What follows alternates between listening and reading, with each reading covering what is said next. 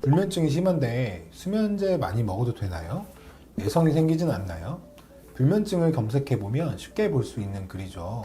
수면제를 복용하는 것에 대해서 많이 걱정을 하시지만 사실 어쩔 수 없이 드시는 분들이 많습니다.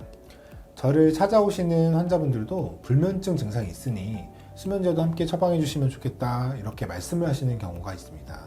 하지만 저는 이 환자분들에게 수면제 대신 이걸 처방해 드렸습니다. 안녕하세요. 콕 선생님 신경과 전문의 조성호 원장입니다.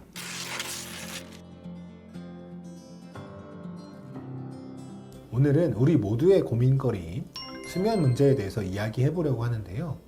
지난주에 제 진료실에 찾아오신 한 환자분으로 40대 여성분이셨는데 상담하는 내내 눈밑 다크서클이 너무 짙으셔서 제가 먼저 요즘 수면은 좀 어떠세요? 라고 여쭤봤거든요. 그런데 환자분이 2달째 잠을 제대로 못 자고 있어요.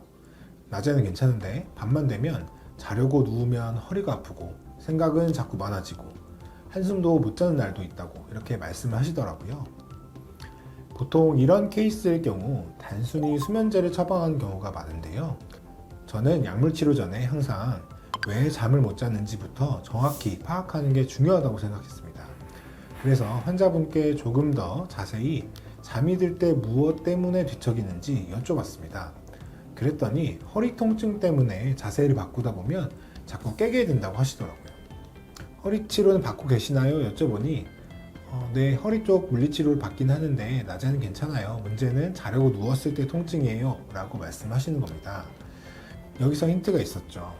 환자분의 증상을 단순히 불면증으로 보지 않고 통증성 수면장애일 수도 있다고 본 것입니다. 그래서 통증의학과 선생님과 협진을 해서 허리 MRI를 찍어봤더니 허리 디스크가 진단되었습니다. 환자분마다 다르지만 누웠을 때의 자세가 더 통증을 유발하는 케이스이셨던 거죠. 낮에는 활동하면서 근육이 풀리니까 괜찮다가 밤에 눕는 자세에서 오히려 통증이 심해지는 패턴이었습니다. 그래서 저는 일반적인 수면제 처방 대신에 근육이완제 처방과 통증에 대한 치료를 우선적으로 했습니다. 통증이 호전되고 근육이 이완되니까 누워있는 것도 편해지시고 수면도 만족스러워 하시더라고요. 사실 불면증은 원인이 정말 다양합니다. 스트레스형, 통증형, 불안형 각각의 타입마다 접근 방법이 완전히 달라져야 하거든요. 이분 같은 경우는 통증 때문에 불면이 생기고 불면 때문에 다시 근육이 긴장되고 통증이 악화되는 악순환이 있었던 것입니다. 이 악순환의 고리를 끊어내는 것이 가장 중요합니다. 저는 불면증은 단순히 잠이 안 오는 증상이 아니라 몸이 보내는 신호라고 생각합니다. 그 신호를 정확하게 읽어내는 것이 제가 생각하는 진짜 치료의 시작입니다. 불면증의 원인에 따라서 해결 방법도 다양할 텐데요. 먼저 스트레스로 인한 불면증이라면 가벼운 호흡 운동이나 명상을 병행하는 것이 하나의 해결책이 될 수 있습니다. 숨을 들이쉬고 내쉬며 하루 종일 쌓였던 불안과 긴장을 털어내는 느낌을 가지는 거죠.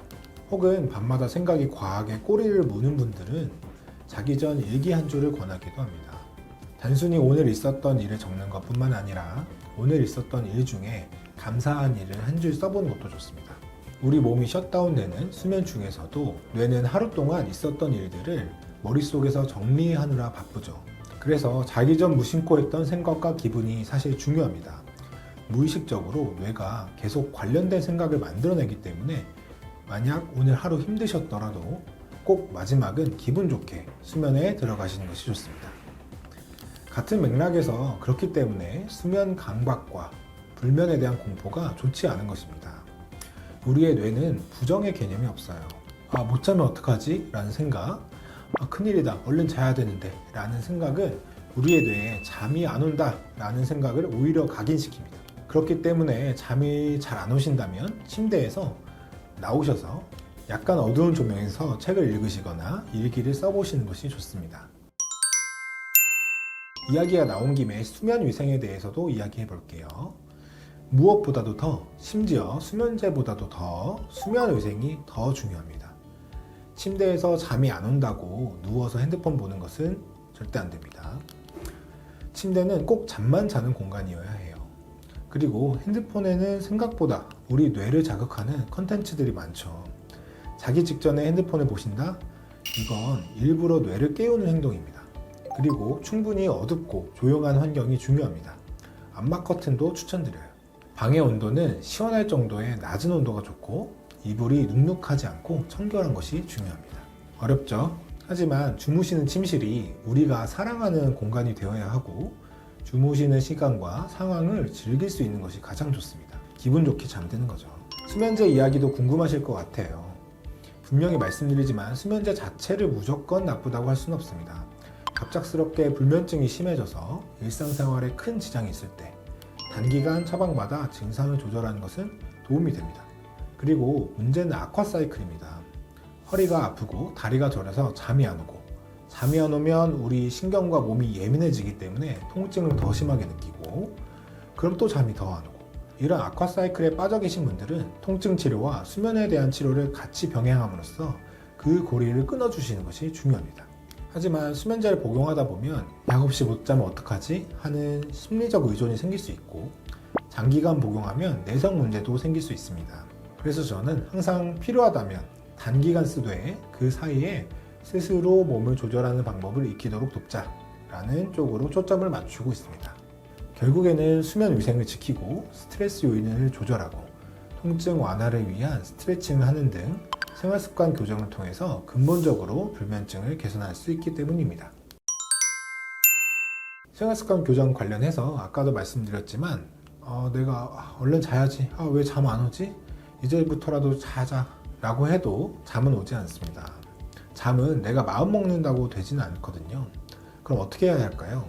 내가 마음 먹은 대로 교정할 수 있는 생활습관, 그것은 바로 운동입니다.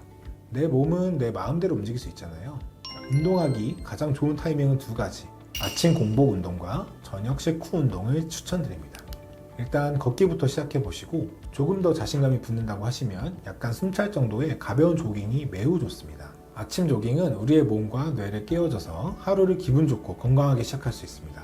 그리고 저녁 식후 운동은 식후 혈당 상승을 막아줘서 당뇨병과 같은 대사질환도 예방하고 혈액순환을 도와주고 몸의 에너지를 소모시켜주죠. 기분 좋게 운동하고 나면 잠도 잘 오실 겁니다. 그리고 이게 만약 습관화까지 간다면 운동 후 따뜻한 물로 샤워하고 우리 몸이 이완되면 뇌는 이제 잠에 들 타이밍이구나 라고 느껴서 잠이 솔솔 오실 거예요.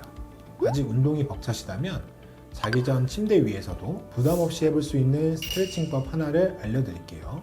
먼저 등을 살짝 둥글게 말아주듯이 앉아서 허리를 늘려주는 동작으로 시작합니다.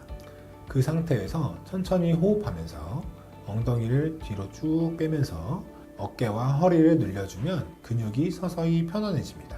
그 다음에는 누워서 무릎을 가슴 쪽으로 살짝 끌어안고 천천히 흔들흔들 하는 동작을 10초 정도 해주세요. 마지막으로 목과 어깨를 가볍게 돌려주면서 숨을 내쉬면 어느새 몸 곳곳이 쉼 모드로 전환됩니다.